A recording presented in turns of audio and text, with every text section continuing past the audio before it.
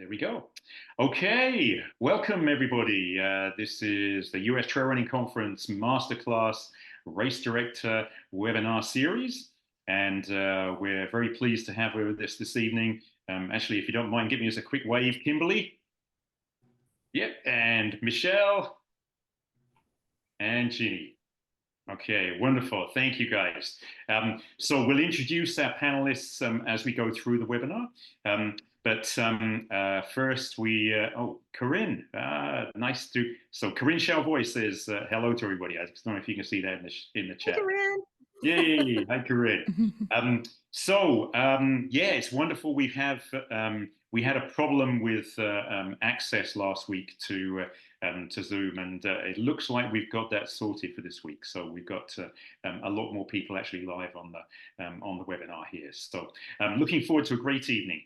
So, sorry, good morning. It's evening for me, so I apologies. I get confused sometimes on the time zones, but I guess for most people seeing this now live, then it's morning time at some point. So thank you everybody for being out there and for your support of this series, and really hope you enjoy this webinar. We've got three really great panelists, and looking forward to the content that they're going to share.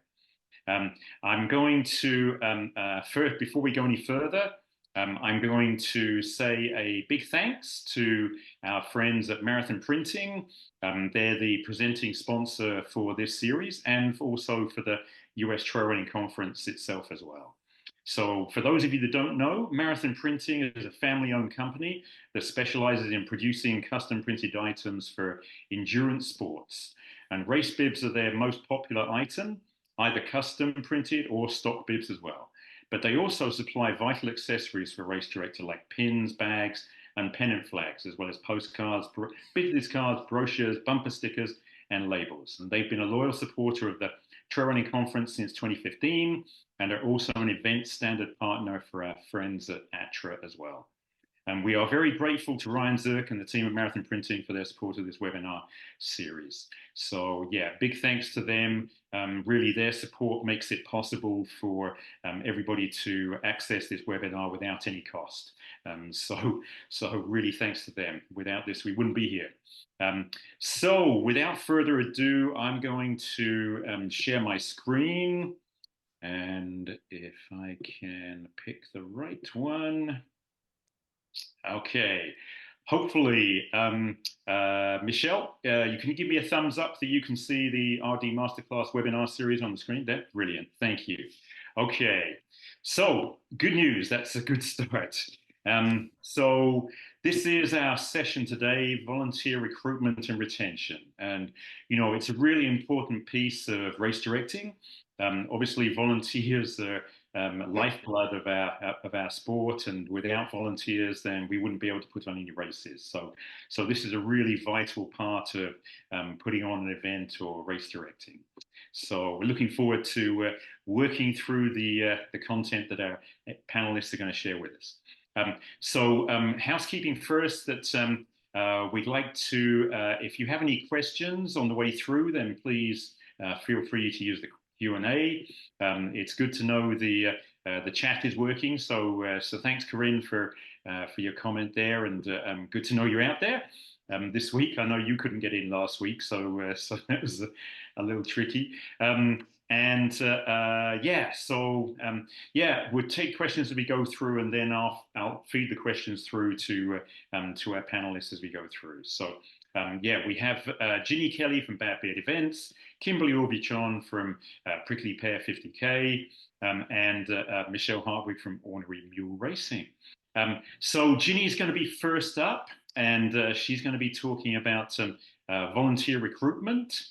And what I've done is asked each of the panelists to come up with a number of key factors that they found are really effective and useful for volunteer recruitment and retention. So we're going to start with Ginny on volunteer recruitment. So, well, yeah, there you go, Ginny, over to you.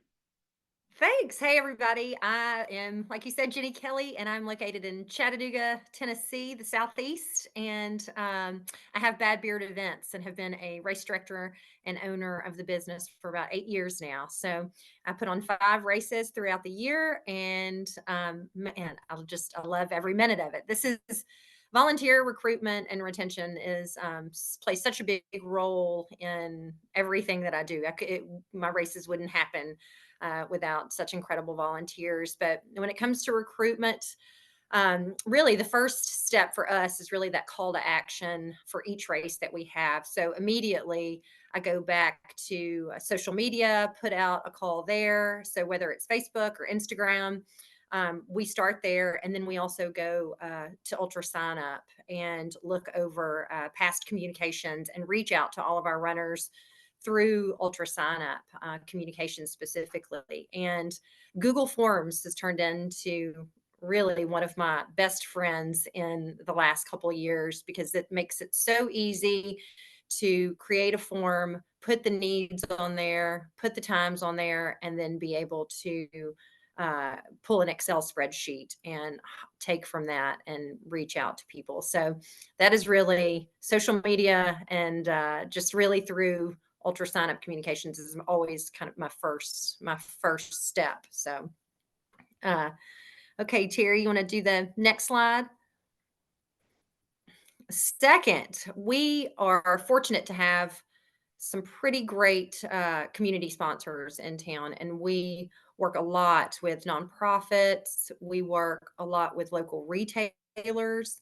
And so when I'm creating my aid stations and my tasks, I always reach out to them too. I'll put out the call on social media, and then immediately following, I go straight to my sponsors and my local retailers and my running groups.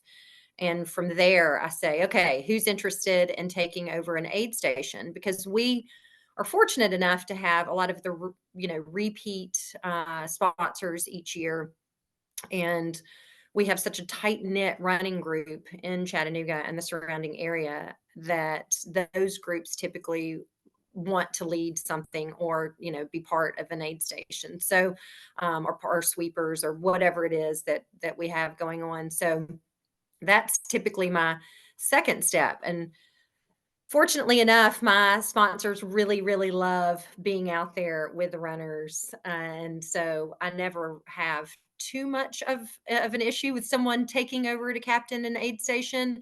But I absolutely love it because my stores and my sponsors take over, and then we lead them, put them as leads as captains, and then allow them to reach out to their employees first, their friends, and then they automatically input that information into its spreadsheet and send it to me, so I can see everything, in live time when someone gets added, which is really wonderful because I give my captains the ability to come in and put their volunteers in. That is my second my second spot in volunteer recruitment.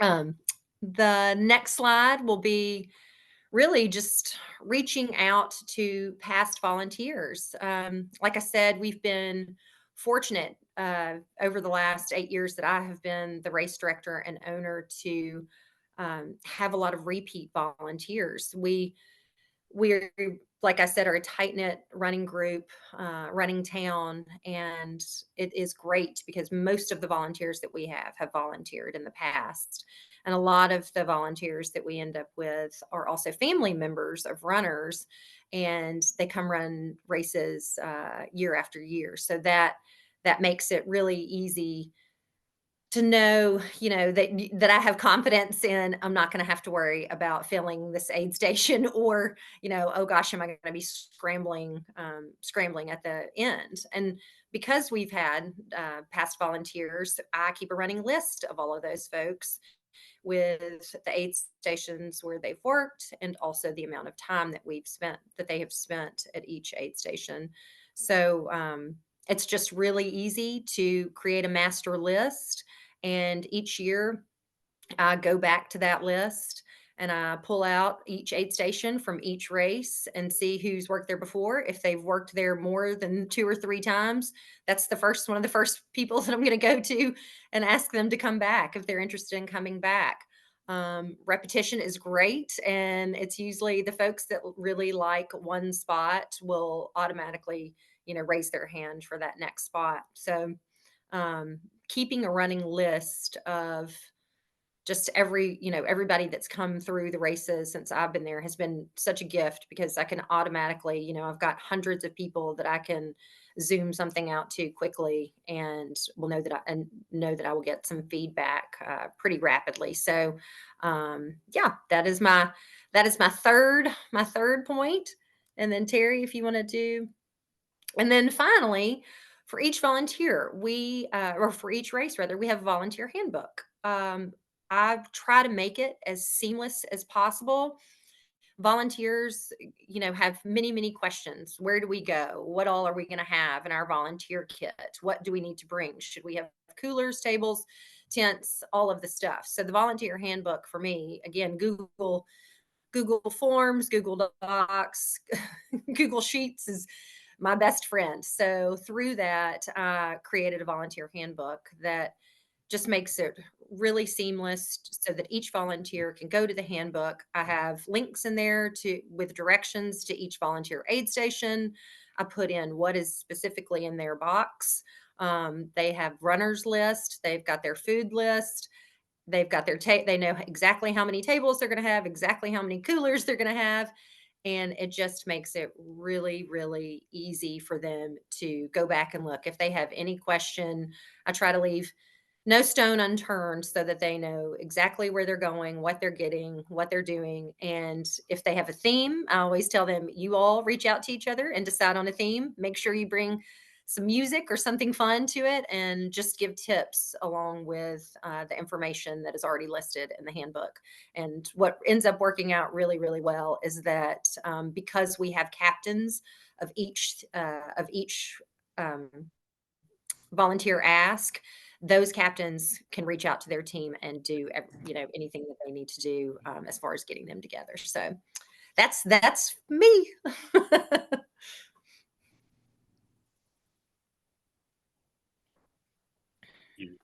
Okay, Ginny, sorry, I moved forward accidentally there with the slide. Before you switch off there, I wanted to check with you and it's interesting that you mentioned Google, and it's kind of another reminder of what did we do before Google was around. I know. Yeah, yeah. What did we do?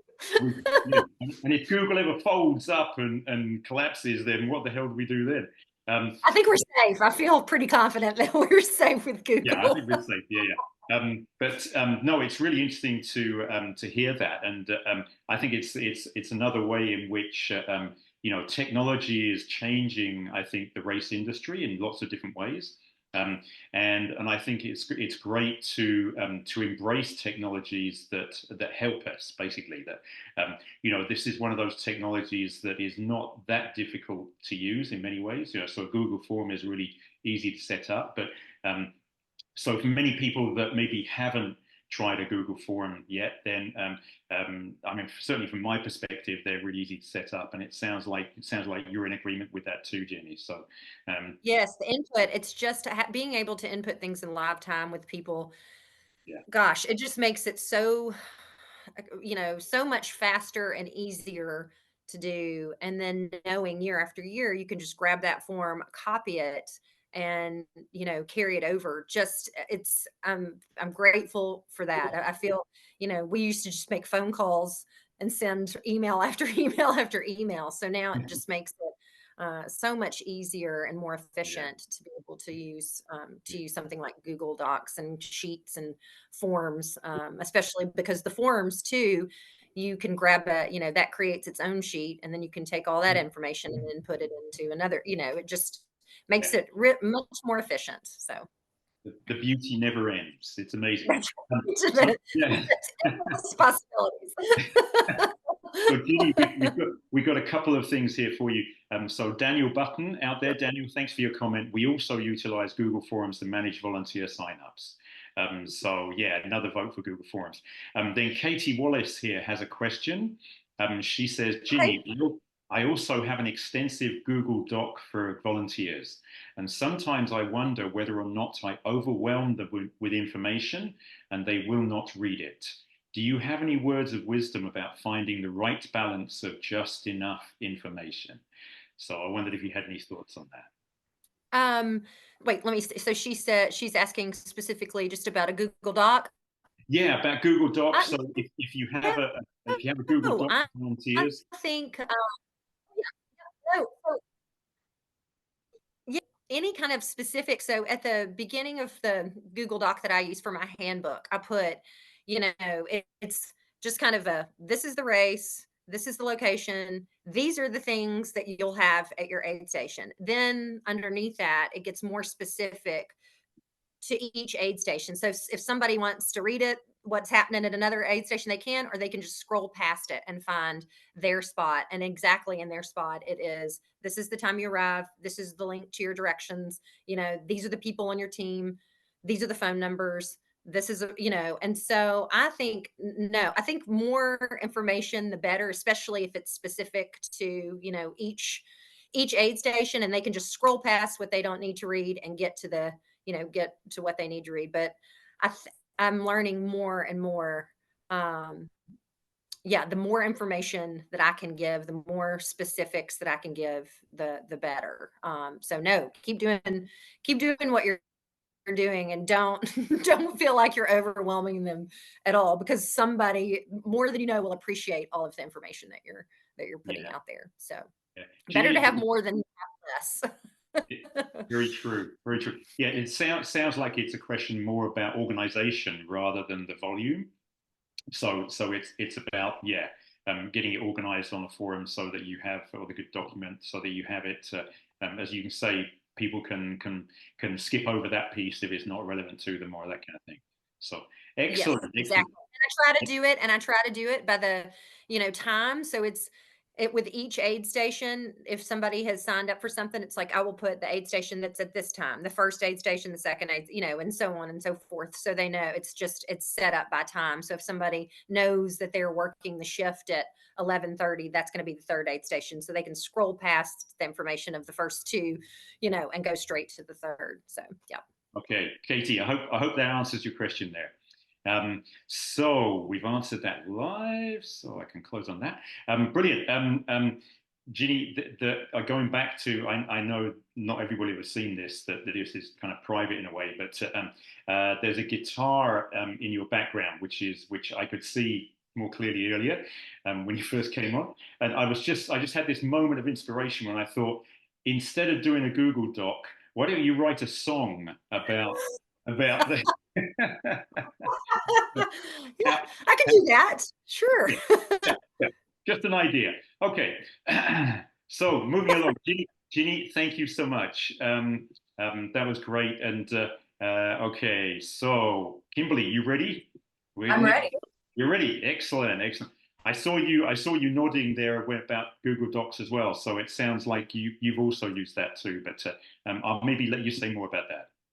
Okay, I actually don't use Google Docs, but I was Okay. nodding with the more information you can give in an email to your volunteers, the better. I always like to start my emails to volunteers. Please read this email in its entirety and then ask any questions that you can't answer in the email, just so they know there's some importance in there and that they should view the whole thing so they get all the details of their task. Cool. Okay, so hey, I'm Kimberly Obushan. I'm from San Antonio, Texas. I am the Trail Activities Officer for the San Antonio Roadrunners Club. We have almost 2,000 members, and about, I'd say 300 or 400 of those are trail enthusiasts. We offer 2 training programs that train for the 2 races that we have, which I direct, the SAR Prickly Pear 50K, which coming up a week from this Sunday, and the Rocky Horror 50K, which is in the middle of October, right before the US Trail Running Conference. I also am a community connector. What does that mean exactly to me? It just means that I try to connect as many people in the community to being healthy and trail running as I can. And I'm super happy to be here and talk about volunteer recruitment with y'all today. So I'm just going to get started, if that's okay, Terry. The first thing that we do to recruit volunteers is a lot like Jenny does. We reach out to our repeat volunteers. We got to hook the hooked. The people that have repeated and done aid stations and course marshaling, et cetera, for us year after year.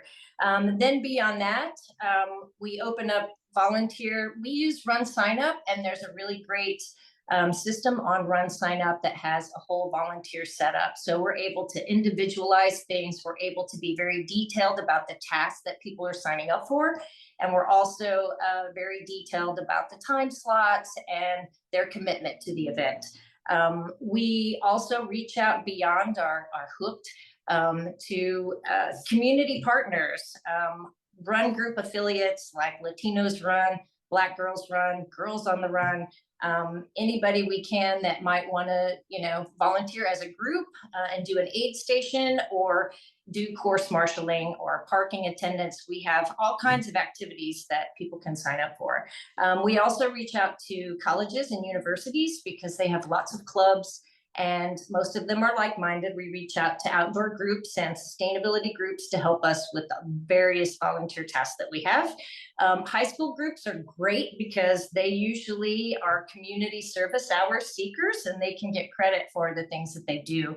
And they like to come in groups, which is great. We also work with local mountain biking and hiking clubs. We work with the Storm Mountain Bikers here in San Antonio. They actually help us set up and tear down our course, which is wonderful. We have some not-for-profit clubs that we work with, fitness clubs and gyms we drop off information for. We have a very big military presence here in San Antonio, so we reach out to those groups as well.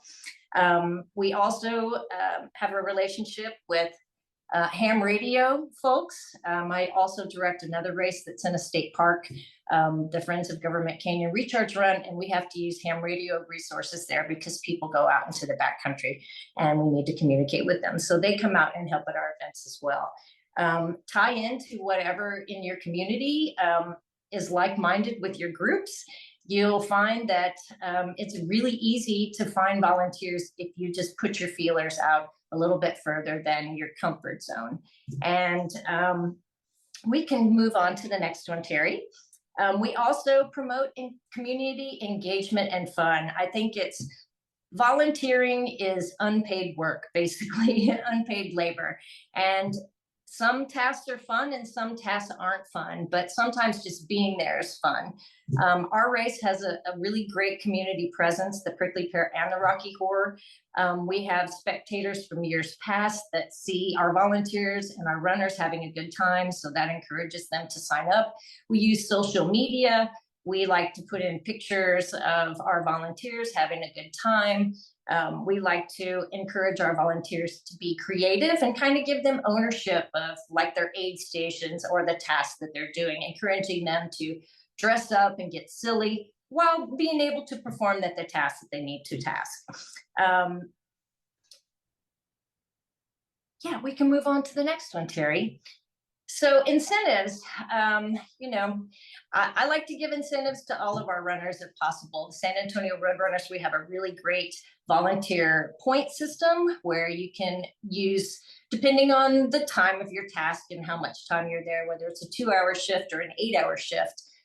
We, make the points according to however long they're there, but they get points where they can sign up for races, discounts for races. If they volunteer for 8 hours, it's likely that they're going to get a free race. We also give them meals. Food is a really good thing when you're out there for 8 hours volunteering at an ultra. If possible, this isn't something we can afford to do, but I have been involved in races where I've helped friends and actually got kind of paid to do it.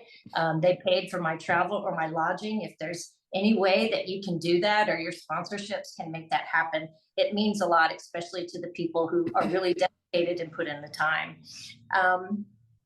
and sponsorship swag. We had a really great situation at the US Trail Running Conference this past year where I won the Darn Tough sustainability contest, and I was able to give our volunteers some socks for putting in some hours of service, helping us clean up the park. We've had 7 trash pickup days leading up to our race, and it's been super popular getting people out there. And some of them are repeat offenders. They want to come back every week so they can get another pair of socks. But hey, if that's what it takes, and if you can get that, then try for it. And I know sponsors, like to get their name on things and like to help out for community service things and people who in your community want to give back. So reach out to them for that. And lastly, Terry, begging. Sometimes you have to get down on your knees or use some effective coercion or get down and downright dirty blackmail if you have to. Call in favors to your friends and family. I like to say it's always a little hectic the week before the race when you have those empty slots and you have a million things to think about. But in the end, it always comes together, especially with a little begging and blackmail. And that's all I got for volunteer recruitment, Terry. All right, Kimberly, brilliant. Thank you. I love I love your honesty at the end there. It's probably something that we all do at times, but won't necessarily need to. Yeah. So, Kimberly, thank you so much for the reminder about Darn Tough and the contest at the US Trail Running Conference last year. And many congratulations on winning that. You were definitely a worthy winner. Got a question here from Mandy Hansel, and Mandy, thank you so much for being out there, and I hope you and Bill are doing well. She says, this is going back to your first point, I think. Do you find that many of the emails you send out through Run Sign Up end up in people's spam mailboxes? I worry that volunteers aren't getting the information because of this. So it sounds like maybe Mandy has had some instances of that. So I don't know if you've discovered that as well or found that too.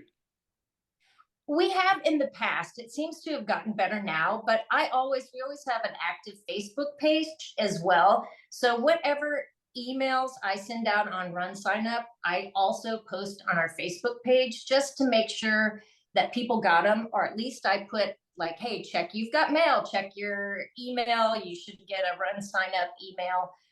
If you didn't get that, please reach out to the race director. And I have had a couple of people reach out to me, and 9 out of 10 times, it's just one of those mass email things that just automatically generate it to someone's spam box because it's a work email and they have some strict spam restrictions. But 9 out of 10 times, if they check their spam, it's there. But unfortunately, that's just kind of a thing with sending out mass emails, I'm afraid. Yeah, it is a bit of a risk, isn't it? Thank you, Kimberly, and Mandy. I hope that answers the question. That's a great solution there. And one last thing for you, Kimberly. That this is from an anonymous attendee. So I don't know who you are, but they said, I call it being voluntold. And that probably links up with the begging piece, I guess. Is like, yeah, I'm guessing so. Yeah, you are doing this. You are doing this for me. Okay, wonderful, Kimberly. Thank you so much. Absolutely. So I'm just going to close out those questions. Okay, all right. So Michelle, you're next up. And Michelle's going to be covering both volunteer recruitment and retention. And then we're going to switch on to retention, go back to Kimberly and Ginny. So Michelle, over to you. Please introduce yourself and away you go. Okay, yeah, thanks, Terry. So my name is Michelle Hartwig, and I'm in the Midwest. That picture of me is out in Arizona. I was out there visiting my dad and my daughter lately, and I did Black Canyon 60K out there. But my races are in Illinois and Wisconsin area. I do like Kettle Moraine 100, Midwest States 100, Hennepin 100, and then some 50Ks and 5 mile, stuff from 5 miles to 100 miles. And Ornery Mule Racing also has a coaching business. We're super passionate about helping people, learn that they can do these kind of things and then giving them the tools to do it. And I wanted to kind of talk about the two things of volunteer recruitment and retention together, because I feel like they go hand in hand. I think you need to be thinking about recruiting them and also how you're going to keep them all the same time. And I look at putting on races, so like keeping your community connected. We're at, and I like to think of our races as a giant outdoor party. And the runners are there to test their fitness, and the volunteers are there to hang out with their friends, be at an aid station, be on one of their favorite trails.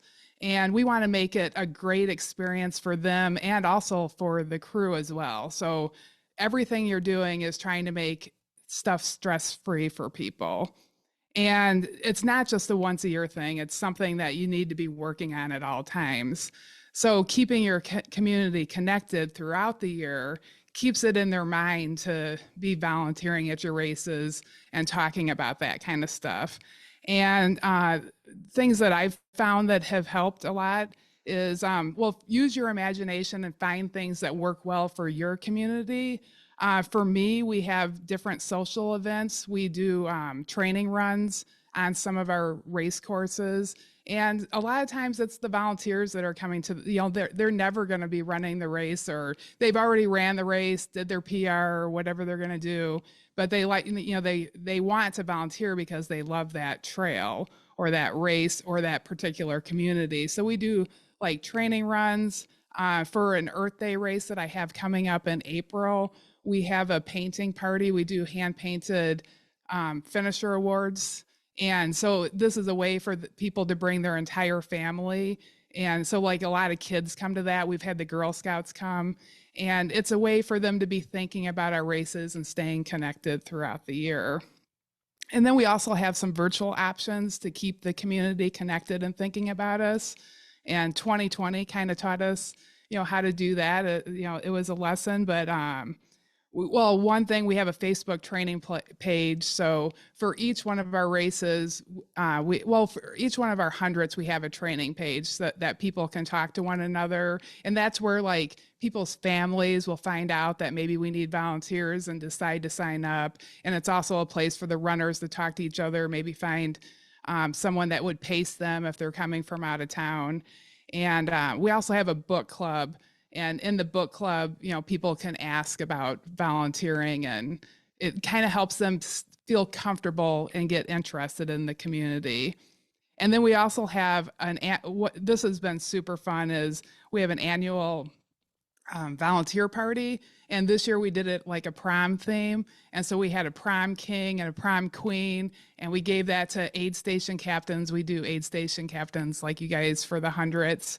And we ended up having a court of like 20 men and 20 women because we didn't know where to cut it off at giving the awards. And everybody that comes there ends up with an award.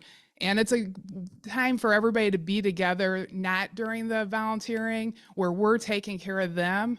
And they get to dress up and look different than they do typically on the trail. So I found that to be a really great way to keep people together. Let's see. So then next up, I have communications and expectations. So I said, we want to work just as hard to make it a great experience for the volunteers as for the runners. And the more organized we are, the easier it's going to be for them. As there was a lot of talk about sending out information. So I think I'll kind of jump to that. I kind of like to feed it to the volunteers slowly.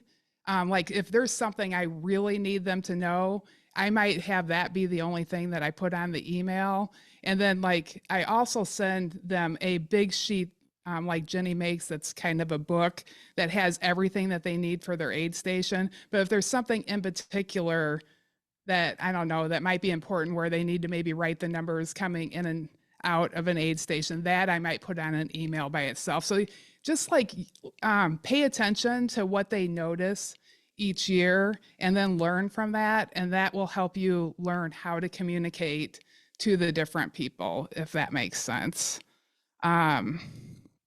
I use sign up on Ultra Sign Up. I love Ultra Sign Up. It works great for all my 50Ks and smaller races. I use Ultra Sign Up for the volunteer, but for the 100-mile races, I'm communicating a lot, leading up to the race. The communication starts, a couple months before the race. And so I like to use my website, and I use Squarespace, and then it goes right to a Google Doc. And then on the Google Doc, I can, pull it. I don't have to download it every single time. On Ultra Sign Up, you have to download it and then look at it. So this one goes onto a Google Doc, and then I can make different tabs and organize it and talk about and leave notes for myself when I've communicated stuff with people. So both ways work really well, but that's the way I do it. We have aid station captains. It's important to, to learn, you get to know your volunteers. A lot of people come every year, and you start to figure out what people are good at, and you want to put people on a job or on a volunteer spot that they're going to like, because it's something that they want to have fun at. So some people like the hard labor. I don't think there is any bad jobs. Everything, somebody likes. Some people don't like to be out in the middle of everything.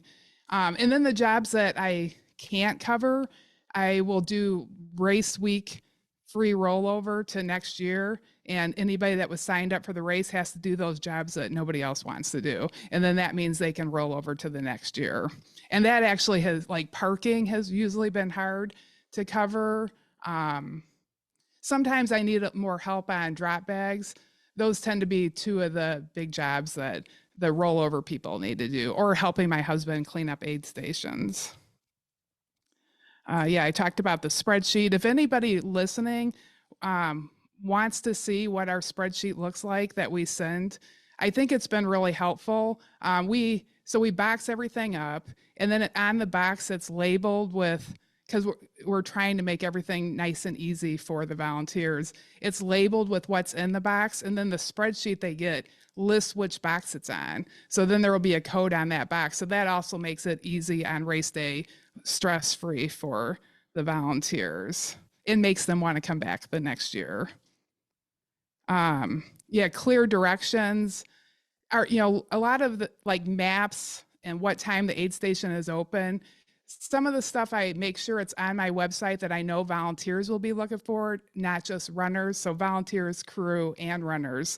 I try to make sure all that, as much information as I can is easy to find on the website. And if I send out emails like on Ultra Sign Up, I actually mix that up between Ultra Sign Up and then like Constant Contact, because if you use Constant Contact, you can make a link of what the email is you sent to everybody and put that on the website. And so that way, when people come to the website, they can find all the information that maybe you had sent to the volunteers and it went to their spam. And then also, volunteers are passionate about helping, and some of them they overdo it. And I think that it's important to watch for the people that are overdoing it, because if we want to retain them, we need to make sure they're not doing that, because they want to do it, but they end up burning themselves out, and then you could lose a really great volunteer. So you have to stop that. As much help as it is, stop them from overworking. And then another thing that's been really valuable to me is having a great volunteer coordinator, and that's not easy to find. I've been the volunteer coordinator for every single one of my races, and that's important because then I understand what kind of questions people are going to have. But at some point, I'm able to turn that over to somebody else, and it needs to be somebody that's going to be long-term and gets to know your volunteers and understands, how to take care of them and get the best information to them. Because race, you can be as organized, super organized, ready for the race, but on race week, you're a million different places, and to be answering questions for all the volunteers, somebody might slip through the cracks, and you don't want that to happen. So if you have somebody in charge of doing that, that's really helpful. And then it's also helpful on race day, because I often still have people that will text me on race day that are volunteers, just because I have a great relationship with them, but we have a volunteer coordinator, but I can feel a text has came in, but I never ever have a break from somebody in front of me to where I can even look at my phone. So trying to get good information out of who they can get a hold of if they're having trouble during the race, because you need a good plan to get them to come back, for them to be able to deal with anything that might happen to them on race week. Let's see. And then after the race, either me or the volunteer coordinator will send out an email, because you may not have heard about things that went wrong during the race. We try our hardest to make sure nothing goes wrong for them, and it's easy for the volunteers, but they have great feedback. They can tell us what kind of food people liked, and what they want to do next year, what will make it more fun for them, like what kind of decorations they want. And then you can get ready, make notes for that for next year to help them get excited and help them start planning for next year to bring them back. So I think that's probably it for that. Next up would be appreciating your volunteers. And so, we have volunteer incentives, and we list that on our website. We have like a link on the front page of our website, and then it shows all the volunteer opportunities on there with a link to easily sign up. I get the volunteer opportunities up as early as I can. And if I'm using UltraSignup or if I'm using Squarespace, I try to define the job so that they can choose where they feel like they want to be, and they have some idea of what that job means when they sign up for it. And then also to go back to the incentives, I'm still tweaking that. I still think I think I give great incentives, but I think that's something that you need to constantly learn, because it needs to be something that you realistically can manage. And UltraSignup now has a really great feature that's new that I've been using, where you can give volunteer credits. And I think that's that way I don't have to keep track of spreadsheets. I can just upload all the volunteer credits from each thing. They can use it for any ordinary meal race. And I tell them ahead of time, if they do this job, they get this many volunteer credits. If they do that job, they get a different amount. So I think that's been really great. UltraSignup's done a great job at helping race directors be able to manage some of the things that can get confusing. And then I've found that volunteer gifts are really important, and they do, and I feel like they want, a lot of people like our ordinary meal racing brand, but a lot of times I feel like, and so some people really want the ordinary meal racing brand, and then other people really want that specific race brand. And you can, you'll get to know them. And then we spend a lot of time getting the volunteer swag organized for the runners in plastic tubs. We get to know, or the volunteers, get to know them. We might even ask them some questions, and then specifically in each box that we will drop off at each station, it will have their name on it of what they're getting for volunteer swag based on what we know that they like. Or they might already have 20 Kettle Moraine t-shirts and they don't want a Kettle Moraine t-shirt, so they want something else. It's not perfect, but we try our hardest. It's a big part of our job is getting ready. And then we also send out a lot of emails and talk about it on Facebook. Facebook's great for communicating that we want every single volunteer to have a gift. And if they didn't get a gift, then they need to let us know, because, mistakes happen and maybe we didn't make them a gift, but it wasn't because they weren't valued, because every single one of them was valued. And then let's see. So next up is, I might have talked about this a little bit, but keeping your community connected. And I just think that it's really important. Let's see. Oh, you got appreciating balance. Okay, I see. I got an extra line in here. So next up is quality events. So you do all of this, but if you want volunteers, you just need a great quality event, because they want to be part of something that is really special for the community, something that everybody is looking forward to. We spend, we sign up for a race and we spend a good 9 months getting ready for it. And even if they're not running the race, they can be running alongside the people that are running the race, talking about volunteering, ready for that person to come into their aid station and take care of them. And, I think that if you just create a quality event, that's going to attract the volunteers. They're going to want to be part of it, and it's going to make them make a goal for volunteers to leave the race with new friends, excited about the day of trail running, and a celebration of everything that happened. I kind of make that as a goal for myself at each race, that's what happens at the end of it. I think that was everything. Brilliant. Michelle, thank you so much. We got a couple of questions here, so I'll take the first one. Actually, they're both from Colorado, so that's kind of interesting, interesting kind of synchronicity there. But Adam Fierce, good to hear from you. He says, does Run Sign Up require logins or accounts for volunteers? Now, Michelle, you don't know about that necessarily, but he said that can be a hassle. Often people forget their logins, so have to create a new account. This happens frequently for a running club I help manage, for example. And he says, does Ultra Sign Up have something like this? So I wondered if you could answer that part of that question. I think that Ultra Sign Up, I think you might be able to sign up as a guest, but I do know that they require to sign up as a race. I believe, I've never tried to sign up as a guest, but I'm pretty sure you have to have an account to sign up for a race. So I'm not sure if it's different. So if you sign up, if you use Squarespace or like a Google Doc, you wouldn't need to. I use Squarespace forms on my website, and you definitely don't need to set up an account for that.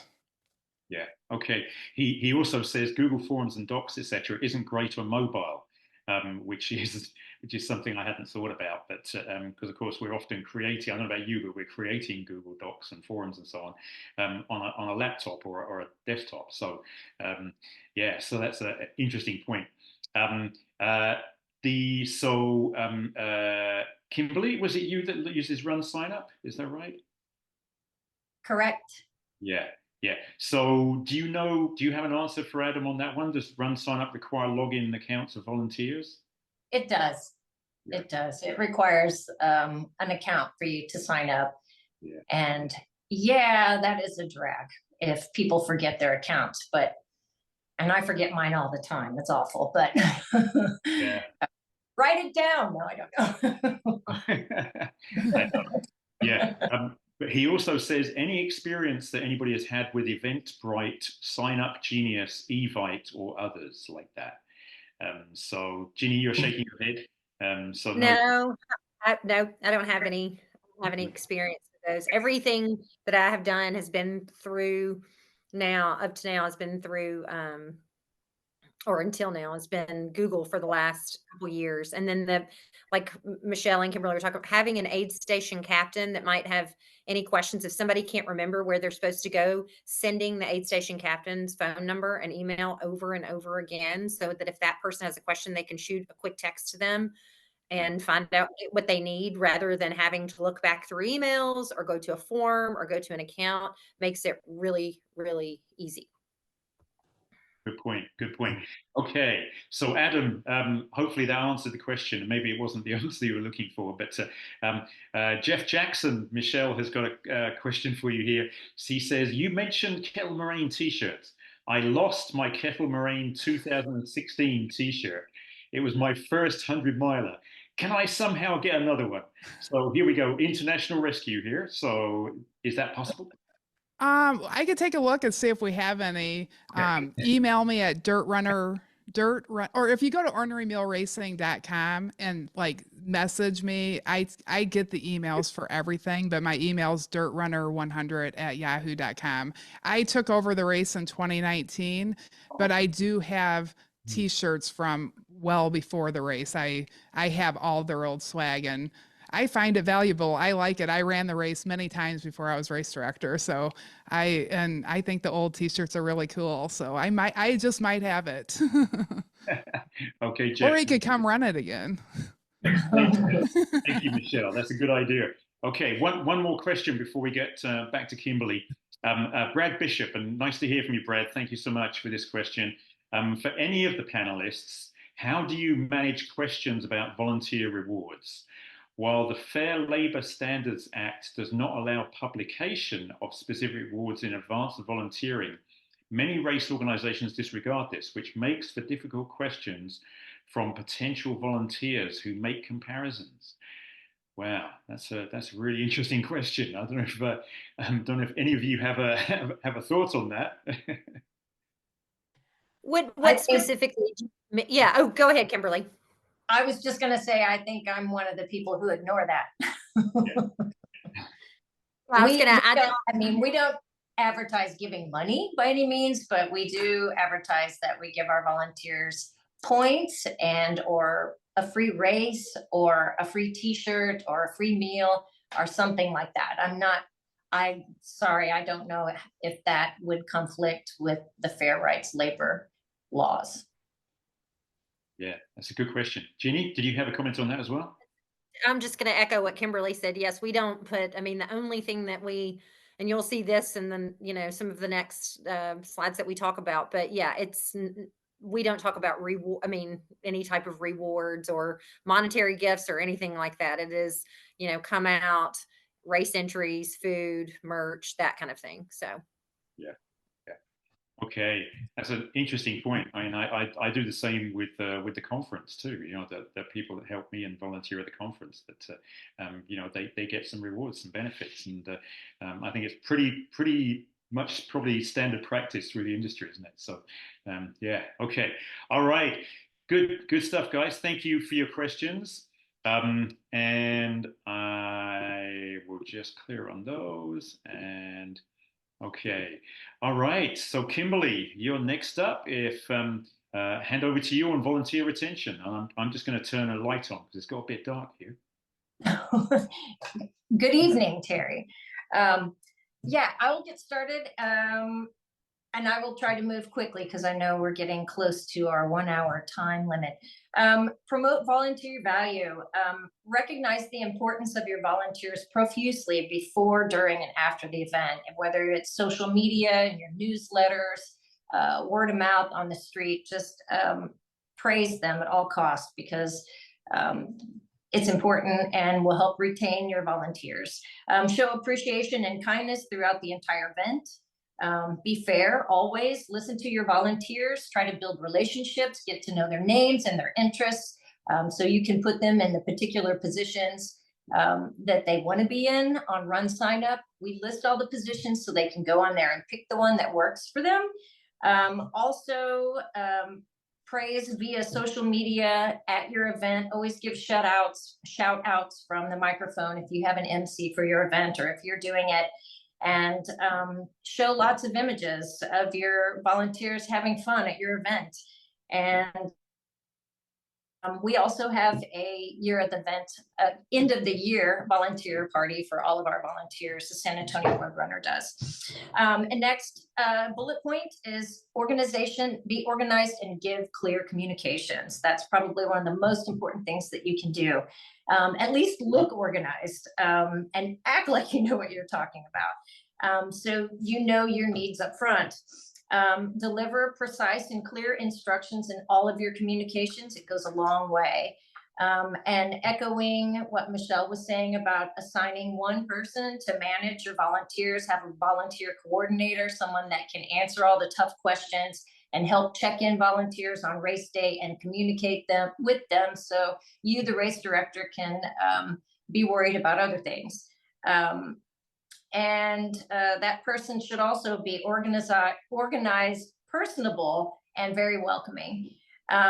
Where do I sign up? People may ask you, where do I sign up to volunteer? Make that a very easy experience for them via your website or your Google Docs, whatever you're using, and make it accessible. List the positions that you have available and what is required to complete them. You don't want someone that you need to set up water stations and slug around 10-gallon water jugs if they can't lift 5 pounds. Use passwords to protect those events in case you don't want people who don't have the specific needs that you need to have in that position. Like you need someone 21 years old to serve beer at your event, or if they're going to be driving a vehicle, you want them to be of legal age, or if they're lifting heavy things, you need to let them know that. The next point would be after your event, a post-race thank you and feedback survey. Social media blast post-race, everybody likes to see what the results are, who got first place, all the great things that happened at the event. Make sure you're including your volunteers in that as well. Make sure you send a thank you email communication to them after the race, sharing the impact that they made at your event. List the total number of volunteers that you had for the day, what that impact value was to you, and the number of runners they helped serve. It's just good information for them to know and make them feel good and warm and fuzzy at the end of the day, because they help contribute to that.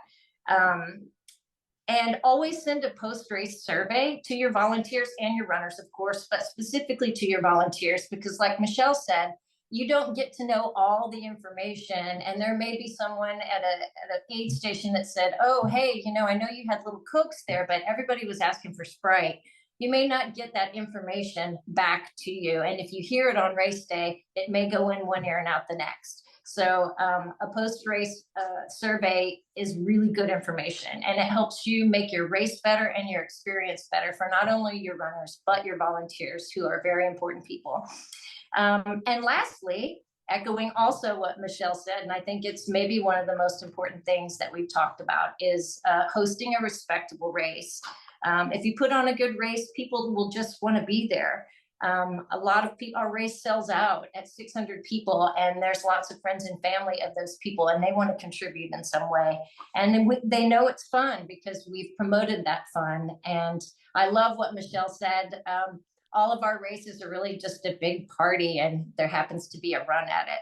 And I love the way that that sounds, because I echo that very much.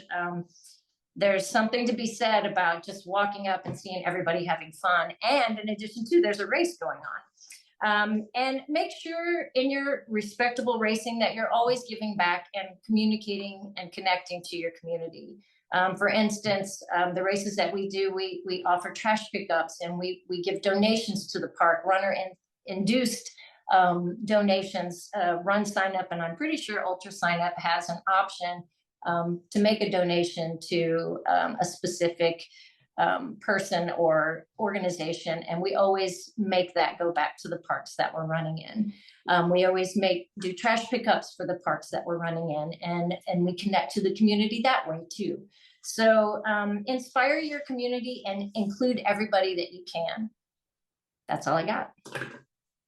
Wow, great thing to finish on, Kimberly. Brilliant. Thank you so much. Okay, Ginny, we've got a little bit of time left, so okay, I'll be so fast because I feel like, you know, a lot of these will overlap and echo one another. But yeah, spirit of community, that is the main thing. We are Chattanooga is a really close-knit running community. All the race directors who have races here work really well together. I volunteer. I make sure that I'm out in the community volunteering at local races and at trail races that are not my own.